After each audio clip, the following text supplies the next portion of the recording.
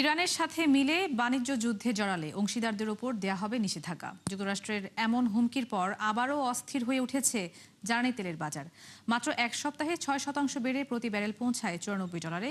এদিকে ডলারের দরপতন ও বিনিয়োগকারীদের চাহিদার কারণে দাম বেড়েছে স্বর্ণ ও বিটকয়েনের। নাদিয়া ইসলাম তুলির রিপোর্টে বিস্তারিত।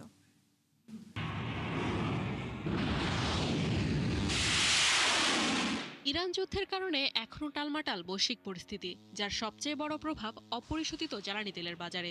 সাম্প্রতিক সময়ে সমঝোতা ব্যর্থ হওয়ায় ইরানের বাণিজ্যিক অংশীদারদের উপর অর্থনৈতিক নিষেধাজ্ঞার হুমকি দেয় যুক্তরাষ্ট্র। এতে আবারও ফুলে ফেঁপে ওঠে তেলের দাম। শুধুমাত্র গেল সপ্তাহে 6% বেড়ে প্রতি ব্যারেল ছাড়ায় $94 ঘর। এই ধারা চলমান থাকলে যা ছাড়াতে পারে শতকের ঘর। এদিকে বাজার থেকে দীর্ঘমেয়াদী সরকারি বন্ড পুনঃক্রয়ের পরিমাণ বাড়ানোর পরিকল্পনা হাতে নিয়েছে মার্কিন ট্রেজারি বিভাগ।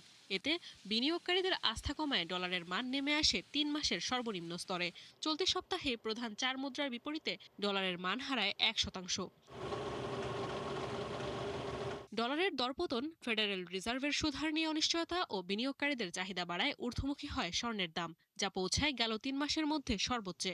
সবশেষ হিসেবে প্রতি আউন্স ছাড়ায় $4,600 ঘর। বিশ্লেষকদের ধারণা, বছরের শেষ নাগাদ যা পৌঁছাতে পারে $4,900। এছাড়া মার্কিন অর্থমন্ত্রী স্কট বেসেন্টের হস্তক্ষেপের নেতিবাচক প্রভাব পড়ে বন্ড মার্কেটে, যার সুফল ঘরে তোলে ডিজিটাল মুদ্রা বিটকয়েন।